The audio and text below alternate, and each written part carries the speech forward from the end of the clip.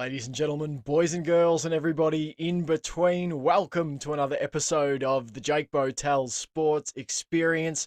On today's episode, we continue our team profiles for the 2022 All-Ireland Senior Hurling Championship with a look at Waterford, the reigning league champions who obtained that crown just a matter of about a week ago. If you haven't watched the other team profiles we've already done, we've got the Joe McDonough Cup teams already covered, so you can go and have a look at those. We've got Clare, Cork, Limerick, Tipperary, all in the bag already. While you're over there, give me a subscribe. It gives good vibes your way and helps me to grow the channel, so it's a win-win all round. All right, let's get into it. Waterford, the Dacia. Now, hopefully I've got that pronunciation right. I scoured the internet looking for the correct way to pronounce the team nickname. So hopefully I've got that right. If I haven't, just sound off in the comments and tell me what a moron I am. So Waterford, the Dacia, their manager, Liam Cahill since 2019. Their captain, Connor Prunty. Their most recent All-Ireland hurling title came in 1959 when they defeated Kilkenny 3 goals, 12 points to 1 goal, 10 points. I think that one might have come in a replay after the first game was tied.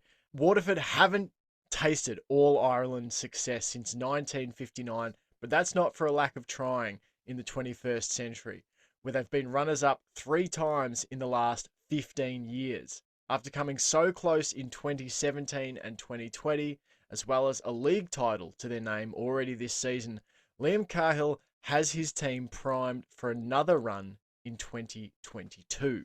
Speaking of that league title, let's have a look at some of the recent form for the Dacia. So they started out with a draw in week 1 against Dublin, a really spirited Dublin team.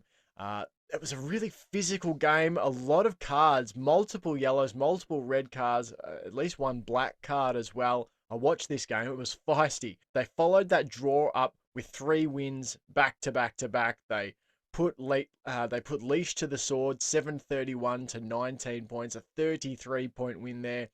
Defeated a spirited Antrim team, 321 to 222, winning over the Saffron County by 2 points. Beat rivals Tipperary, my team, single tier, 128 to 21 by 10 points. They had a loss to Kilkenny in their last pool game, and there was a lot made of the manner in which they lost that game, sort of being out-muscled and then overrun in the second half by the Cats. Whatever criticisms they faced in that game, they responded in the semi-final, absolutely demolishing Wexford 520 to 16 points, winning by 16 points, and absolutely just looking like they were flying it. They followed that up with an equally, if not more, impressive performance against Cork without Austin Gleeson, winning the final of the league this year, 420 to 123 against the Rebels, winning by 6 points. Their first league title since 2015. So Waterford go 5-1-1. They score 22 goals, 156 points, concede 5 goals, 143. For a plus 64-point differential. So let's have a look at some of the individuals who are wreaking this havoc for Waterford. It starts with Stephen Bennett, who's cranked in 8 goals and 51 points in this league campaign, a total of 75 points. Austin Gleeson, 3 goals, 22, sat out the final due to a suspension from the semi-final against Wexford. Patrick Curran, 2 goals, 21 points. Colin Dunford, 2 goals, 3 points. Those 4 players between them scoring 15 goals, 97 points for a total of 142. And what's crazy is there are still players to come back into this Waterford team. So there is more skill and talent to flow back into this team that's already won a piece of silverware this year. So what are my expectations for Waterford heading into the 2022 All-Ireland Championship? Well, they head into the championship in elite form. Obviously, they've won the only piece of silverware that was on offer to this point in the season. Smashed 22 goals into the net over the course of 7 games. Won their first league title since 2015. They can attack sides in numerous ways, and that's what makes Waterford so dangerous. is that they are not just a one-dimensional team. There are many facets in which they can attack you. There are many strengths to their game. It's not only up front. Their physicality and fire, their commitment to turn the opponent over in the defensive half and in midfield, both immense levels of skill. Right now, I'd have them right in that All-Ireland picture.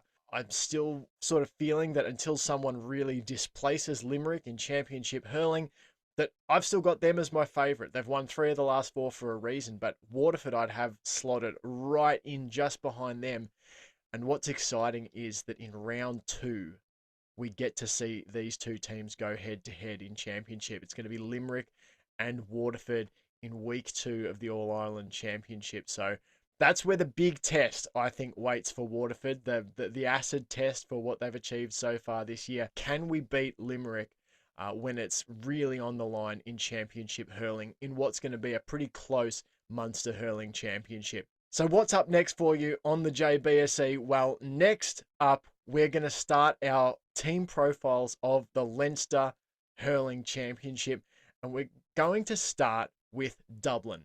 So we're going to check out their team details, their National League form, my season expectations for the Dubs, and more. If you've liked this video, please go and check out some of the others. As I mentioned, we're already through all the Joe McDonough Cup teams. We've now completed our Munster Hurling Championship profile, so you can go back and check all of those out.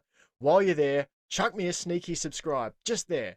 It sends good vibes your way and helps me to grow the channel, so it's a win-win. Until next time, guys, thanks so much for watching.